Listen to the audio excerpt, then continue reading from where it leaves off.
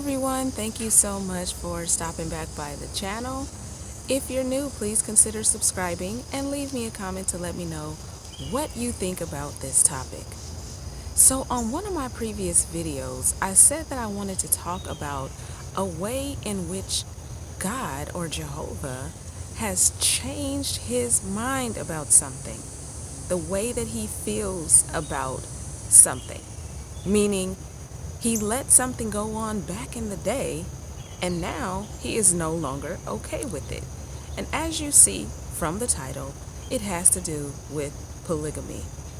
Now, why do people feel like polygamy was not God's original plan? I mean, we see it running rampant throughout the entire Old Testament. So why do people feel that it wasn't God's original plan? Well, today we are going to discuss some of those things, and by the end of the conversation, if you were a person who felt that God had a problem with it, you might perhaps begin to change your opinion on that, but we'll see. Okay, so let's just get started. As we know, there is a weirdly placed scripture in Genesis that alludes to the fact that the marital arrangement was first established there. It's in Genesis 2:24, after the woman was taken from the man's rib and brought to the man, and it says, "That is why a man will leave his father and his mother and will stick to his wife, and the two will become one flesh." So many people think that this is just God's institution of the marital arrangement. And because there is one woman brought to the man, and it's said that they are to become one flesh, well, it seems like that's what God meant, right? Well, let's examine that a little bit. Let's examine that. First, I want to go to the New Testament, because the reason why people just bypass the Old Testament and see, even though like they see that he allowed it, the reason why they feel that in this Christian era it has been reestablished is because of things said in the New Testament. Now, I will say this. In one of Paul's writings in Timothy, he does say something about one man for one woman, or one husband for one wife, one wife for one husband, and it was talking about a man reaching out for service. So it seems very clear in that part of the Bible, at least, that it is supposed to be one wife for one husband. But many people believe that Jesus reinstituted this idea of marriage the way that God originally wanted by some of the things that he says in the Gospels. Okay? Let's start with this one in Matthew chapter 19, verse 9. Now, before I read verse 9, let me tell you the question that Jesus was actually asked here. In the end of verse 3, this is the Pharisees asking him, "Is it lawful for a man to divorce his wife on any grounds?" Okay? So this is what Jesus is responding to. If it's lawful to divorce on any grounds, okay? So now, he starts saying, and I'm in the Christian Standard Bible, Jesus starts saying, "Well, don't you know that in the beginning he made them male and female?" Verse 6, "So they are no longer two, but one flesh. Therefore, what God has joined together, let no one separate." And then verse 9, "I tell you, whoever divorces his wife, except for sexual immorality, and marries another, commits adultery." Okay, so he says quite a few things here. He talks about the idea of one flesh, right? Male and female being one flesh. And he talks about the grounds for divorce, right? And as Jehovah's Witnesses, we all know what that meant, or what they say it meant, is that the only way to get a divorce, whether you are male or female, is if your spouse commits adultery. And if you remarry, if your spouse does anything, if you get a divorce when your spouse doesn't commit adultery, then you are still married in the eyes of God, according to what this is saying, and you are not supposed to get remarried. Okay, so we're going to talk about a little bit of that too. But first, let's focus in on this comment that Jesus made about one flesh. Does the idea of becoming one flesh really have to do with marriage? Well, according to the Bible, no, it does not. Why do I say that? Well, let's look at the New Testament again at 1 Corinthians chapter 6. And we're going to look at verses 16 and 17. Here we go. Don't you know that anyone joined to a prostitute is one body with her? For scripture says, the two will become one flesh. Okay. So when you think about a prostitute, do you think about a man marrying her? No, you don't. And we clearly know that it's a her. I mean, because, male, it could be a male prostitute too, but it says the one who's joined to a prostitute is one body with her. So we know it's talking about a female prostitute, right? So we don't think about marriage. Paul is not, I'm sure, having in mind about marriage when he says when he joins with her. So how would you join with her then if you're not marrying her? Obviously, having sex with her, right? So if a man is married, he has already become one flesh with his wife, right? But if he steps out and goes and has sex with the prostitute, according to this scripture, he would also become one flesh with the prostitute. So what's the common denominator? Obviously, sex is what would make the man one flesh with the woman. Okay? But we can see that if he's already married and he goes with the prostitute, that if he can become one flesh with both of them, that means a man can become one flesh with more than one woman. Okay, so it's definitely not about marriage when it's talking about this. Paul was actually referring to the scripture in Genesis because he said when he's talking about this prostitute situation, scripture says that the two will become one flesh, and that's the scripture that says that. So he obviously knows that it doesn't have anything to do with marriage. And then when you think about the writer of the book of Genesis, who was it? Who do most people believe that it was? It was Moses, right? So if God had a problem with polygamy, and his original intention, as supposedly was laid out in Genesis 24 or 2:24, was for one man and one woman, and he's having Moses write this, why would he do that? Because Moses had multiple wives, didn't he? He had 2 wives. So wouldn't God at the very least have the one he inspired be an exemplar example of this institution if he really had a problem with that? It's just something to think about. It's something to think about. But now, going to the part about adultery.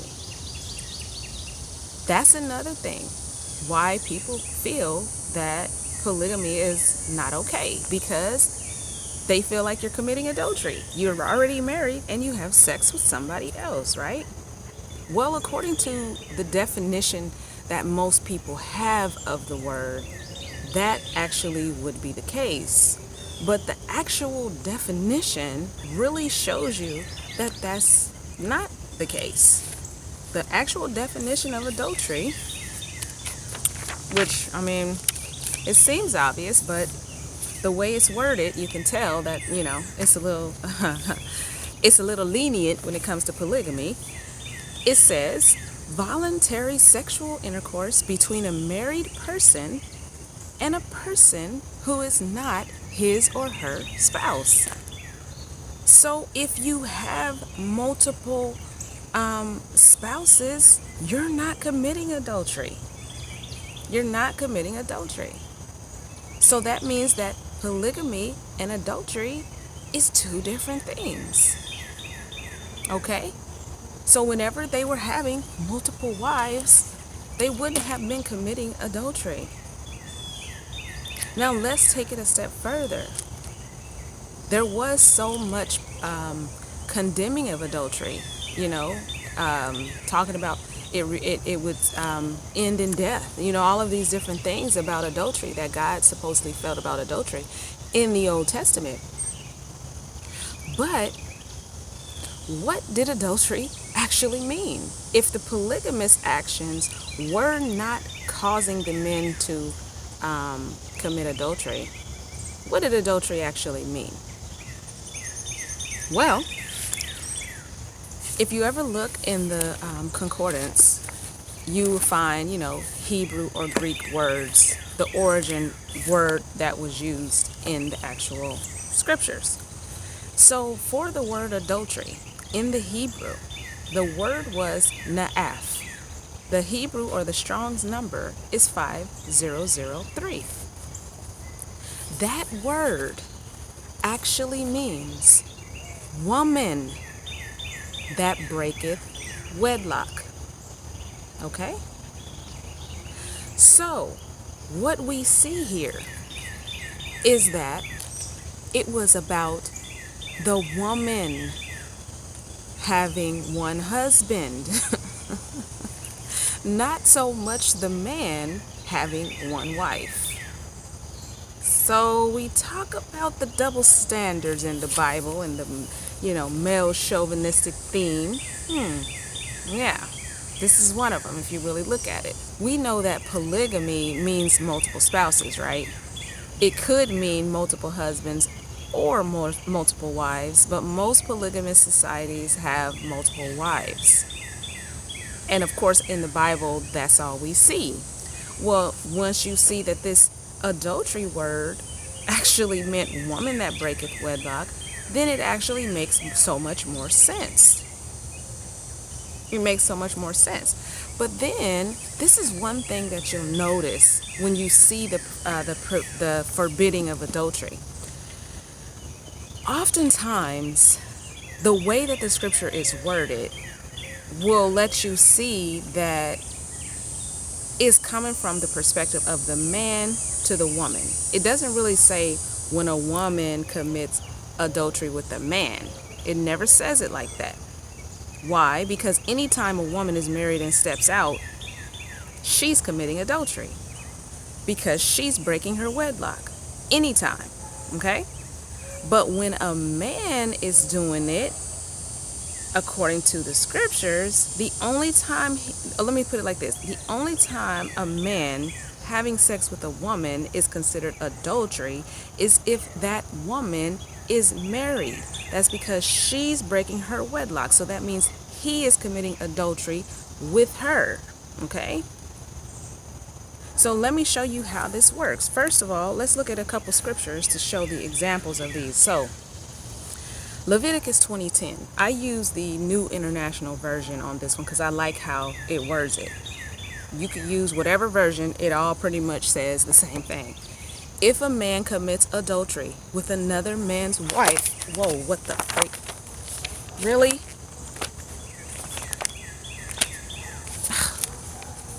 Get away from me.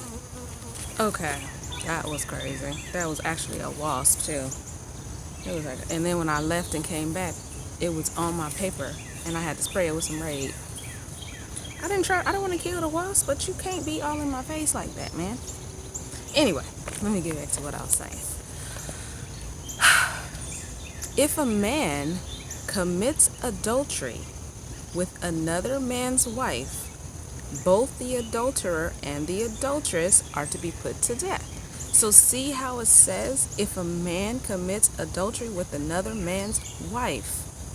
Now let's look at Proverbs 6:32. This is in the New King James Version. Whoever commits adultery with a woman lacks understanding. He who does so destroys his own soul. So see how it says, whoever commits adultery with a woman. Why does it say it like that? Why doesn't it just say whoever commits adultery destroys his own soul? That's how we take it when we read it, right? But that's not what it's saying. It's saying commits adultery with a woman. Why? Because what's considered adultery is a woman that's breaking her wedlock. So a man who's actually engaging in an act with a married woman, he would be destroying his own soul, according to this scripture. Adultery is defined differently here because, as we all know, men were allowed to have wives as well as concubines. What is a concubine? Technically, a concubine is like a female slave, okay? But let me read the actual definition of what it says. In polygamous societies, a woman who lives with a man but has lower status than his wife or wives. Okay, so what this means is that a concubine was not always a wife. She could have been what's called a secondary wife, according to the research that I did on it, but she was not always a wife. She could just been a woman that was cohabitating with the man. A side piece, if you will. So if adultery was the same as what we think it is today, obviously we already established that it's not the same as polygamy. So if he was having sex, or a man was having sex with their multiple wives, they're not committing adultery, right? But if he was having sex with a concubine, that's not his wife. He's not married to her. She's just a woman that's with them, living there. Why wouldn't that be adultery? Because the word was defined as woman that breaketh wedlock. So if she wasn't married, he's not committing adultery by having sex with her. It didn't matter from the perspective of the man whether he was married to her or not. The only problem was when he had sex with a married woman. Very interesting, very interesting. Now, let's look a little bit more into this. How do we know that God was okay with it? Let's just really think about this for a minute. God was very strict, or Jehovah was very strict back in the Old Testament days, wasn't he? He had all of these laws and commandments that would be, that he had no problem executing when his people didn't do what they were supposed to do, when they committed idolatry, when they stepped out and married women of the nations. We definitely know that was forbidden. When they would work on the Sabbath, amongst other things. He had no problem killing them people or having them fall in battle, right? If they disobeyed his laws. So what makes us think that he couldn't execute judgment when it came to polygamy, if it really was a problem? Okay? But not only that, it was written within the laws as far as certain, ways that you should behave when you would take another wife, or how to treat another wife. Okay, let's read a couple of those scriptures. Deuteronomy 21:15.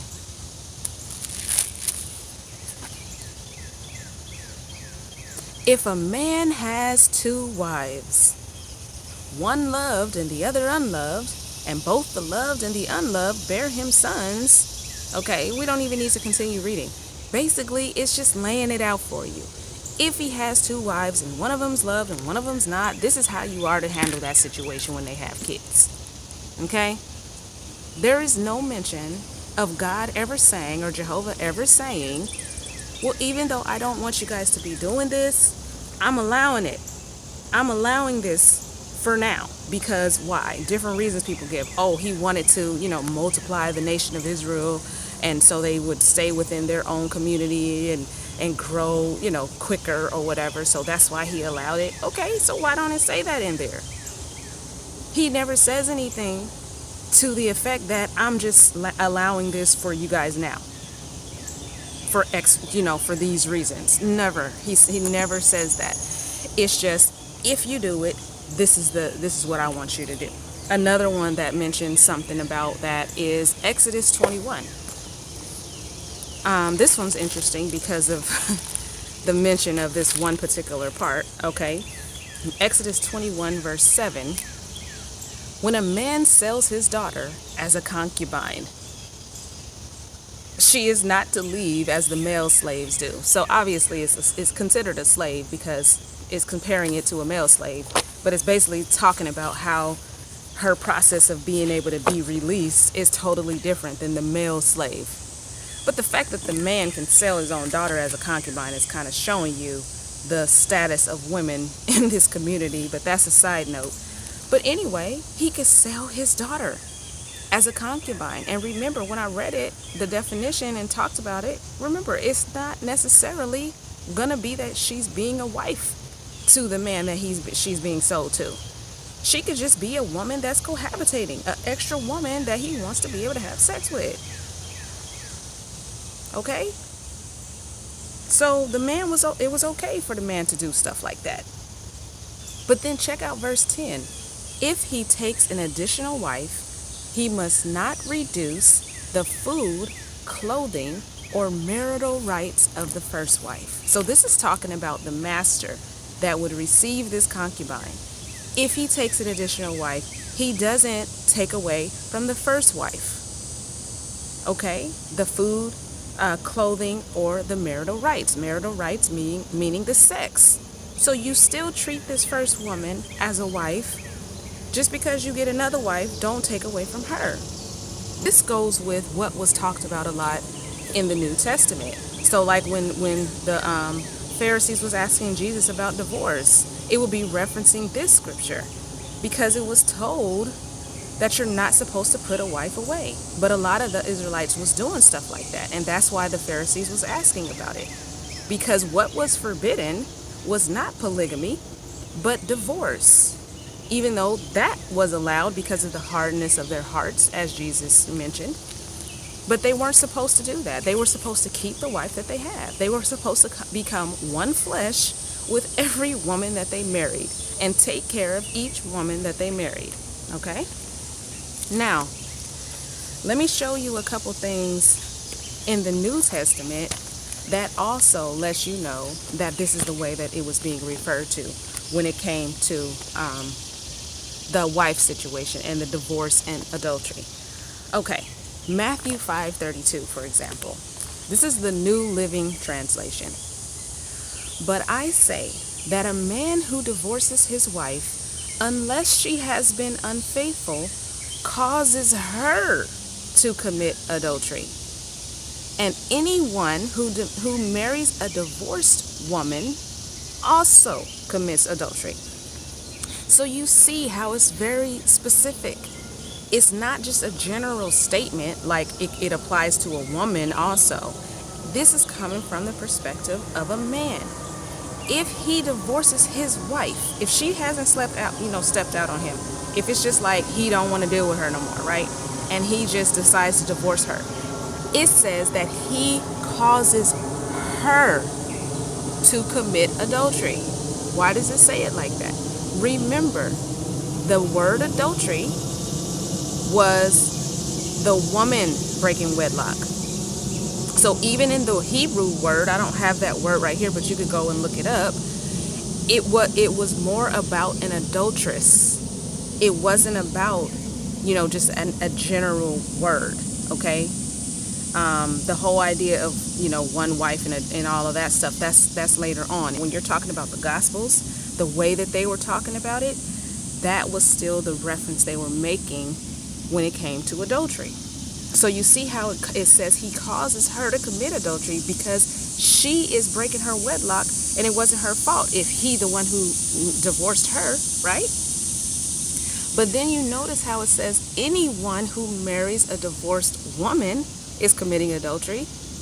Why is that? because she's divorced, meaning that she broke her wedlock, and so now you're marrying her. She's still technically married. Now, going back to the Old Testament, we know that there are certain scriptures that alludes to the fact that God had some type of problem with, getting many wives, right? And this is the type of scripture that people would read to say, see, this is showing that God doesn't want man to get more than one wife. But let's look at a scripture.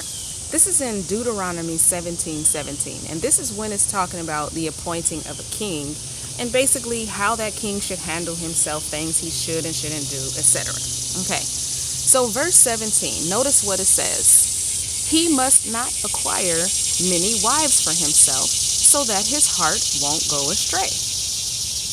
Okay, and so this is the type of scripture, like I said, that would be used to say, see, he didn't want them to acquire many wives. And of course, this would be used, regarding Solomon, which I'm going to get to that in a minute. But just because it says, I'm hearing all kind of noise today, you guys. Just because it says he must not acquire many wives, does that mean that he can't have more than one? Well, let's look at this in context. Let's check out verse 16 and see what it says. However, he must not acquire many horses for himself or send the people back to Egypt to acquire many horses. For the Lord has told you, or Jehovah has told you, you are never to go back that way again. And then in verse 17, he must not acquire many wives for himself so that his heart won't go astray. So if we had just started off reading verse 16 and it said he must not acquire many horses for himself, would that make you think that he couldn't acquire 2 or 3 or 4 horses? Would you consider that many? Most likely not. What you would probably think is that this had to do with acquiring too many or multiplying it. Okay? And that brings us to Solomon's situation. Jehovah repeatedly warned Solomon not to take too many wives. Why? Because he said that the wives would turn his heart away and cause him to sin or worship other gods. But let's think about how many wives that Solomon had. Does it seem like one man could handle all of that? I mean, really, most men probably couldn't handle 2 wives, okay? But in this polygamous society, let's just take it for what it is, okay? Solomon really seemed like he was just multiplying wives, like just getting wives just because he could, right? Let me get that one, let me get that one, let me get 5 more over there. That's what he seemed like he was doing. Because why do you need 700 wives and 300 concubines? Why? You can't handle all that. Come on now. But on the flip side of that, how many wives did David have? David had 8 wives, and he had concubines. The Bible doesn't say how many concubines, but he definitely had 8 wives. And that didn't seem to be a problem. We know that with Solomon, his heart did eventually turn away. And he started to build the altars and do the things that the women wanted him to do, right? So this whole idea that God had, or that the scriptures was saying that the women would do that, is what happened. So this is why God or Jehovah seemed to have a problem with having too many wives, okay? But in the case of David, King David, we all know that he was a man after God's own heart. And in 1 Kings chapter 15, verse 5, it actually said, let me just check and see where it's at, you guys. It actually said that David did everything right in the sight of Jehovah, except in the case of Uriah. It said he did everything right. Wouldn't it have instead said, well, even though God tolerated David's multiple wives, or he, did this thing that God didn't like, but other than that, he did everything right. No, it doesn't say anything like that. It said the only thing that wasn't right was in the case of Uriah. And the case of Uriah was very clear why God had a problem with it. He had Uriah sent to the front line of the battle and killed in order to sleep with his wife. That would be the ultimate sin, if you think about it, because adultery was what was forbidden. A man being a party to adultery because he made her break her wedlock by sleeping with her. And not only did he do that, he tried to cover it up and have it, have it hidden by having her husband killed. So that's why that was the thing that God had a problem with. But again, like I said, he didn't have a problem with anything about his multiple wives. It didn't say that. In fact, it could be claimed that God was actually, or Jehovah was actually a party to this whole multiple wives situation, at least in the case of David. And let's see what I mean by that. In 2 Samuel chapter 12, verse 8, this is the context of this is when Nathan has come to David to say that he committed this sin by having Uriah killed and all of this stuff. So he was trying to tell David that Jehovah was upset with him. I'm going to use Jehovah on this one, okay? And so notice what it says that Jehovah said. I'm going to read verses 7 and 8, and this is chapter 12. Nathan replied to David, "You are the man. This is what Jehovah, the God of Israel, says. I anointed you king over Israel, and I rescued you from Saul." This is the part. "I gave your master's house to you and your master's wives into your arms." Okay. Jehovah is saying right here that he gave David his master's wives, plural. If he had a problem with it, why would he be giving David his master's wives? And actually, that brings up a question also, that he gave him his master's wives. Isn't that causing him to commit adultery? Because he's taking his master's wives? Or wait, because he became their husband, now he's not committing adultery because they're his wife now? I don't know. I even researched that part, but that sounds crazy too. But yeah, Jehovah is saying, I gave you your master's wives. So if he had a problem with it, why would he be saying that? So, there's some more things that I was going to talk about, you guys, but this video actually went a little bit longer than I anticipated. And these bugs are getting pretty loud out here. This must be, I don't know, the mating season is kicking up or something. I don't know what's going on.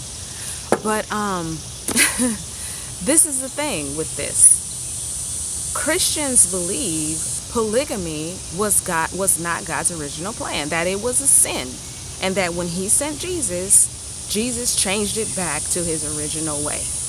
And so therefore, they have a problem with societies that want to have polygamy, or they think that it's wrong, at least, because they think that this is against God. But is it really against God based on what it's saying that we talked about today? You can't say the one flesh thing, because it's clear that one flesh didn't mean anything about marriage. It had to do with sex. Adultery, it had to do with the woman breaking her wedlock. It didn't have anything to do with the man, unless he was having sex with the married woman. That's it. So how can we say that God did, in fact, not want or was not okay with them being polygamous?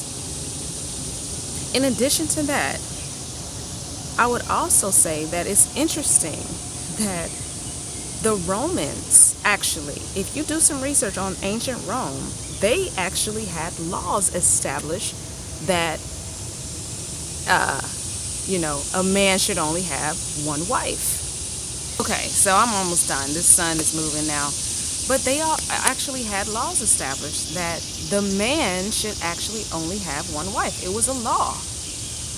But yet we see in the Bible that the Israelites were polygamous. And now all of a sudden we have Christianity being monogamous. If Rome already had this monogamous law in place, where did it really come from? But again, this is something that people accept and think that this is God's original plan, and I'm saying that it doesn't really seem like it. So just like Christianity is based on the New Testament, and you could see certain scriptures in, like I said, in Timothy, where Paul talks about a man having one wife. You could look at that and say that that's a Christian thing, but really it's the law of the land. It's the law just across the board for the most part. There's some cultures that still are polygamous, but for the most part, it's society that has changed. But if other people want to stay in these polygamous societies, they could be following the Old Testament, because it's clear that God actually had no problem with it. So we can't knock them for wanting to still do that, right? But see, that's the problem with the Bible, because you have two parts that's put together as this one seamless work, as if this original way of life from these Israelites just kind of segued on into Christianity with the same God and everything, even though this same God apparently did some complete 180s based on what he allowed back in the day to what's done today. And I find that very fascinating that, people are just okay with it being like that. So this is just something to think about, you guys. Let me know what your thoughts are on this. Yeah, I'm going to go ahead and say goodbye to you guys. I thank you all for watching, and I look forward to seeing you on my next video.